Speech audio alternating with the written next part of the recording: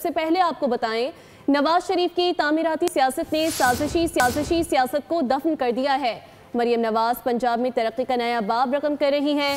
वजीर आजम शहबाज शरीफ का गोजरावाला मास transit system का संग बुनियाद रखने की तकरीब से खिताब। कहा कि गुजरावाला के शहरियों को सफरी सहूलियात मैसर आएंगी। नवाज शरीफ ने बतौर वजीर आला और वजीर आजम जो काम अंजाम दिए तारीख हमेशा याद रखेगी। नवाज शरीफ का सबसे बड़ा कारनामा मुल्क को एटमी ताकत बनाना है। 1985 में मेरे कायद बड़े भाई नवाज शरीफ की क़यादत में शुरू हुआ और वो वक्त था जब सिर्फ सियासत हुआ करती थी। नवाज शरीफ की क़यादत में पहली मर्तबा तामीराती सियासत का पंजाब में उसका आगाज हुआ।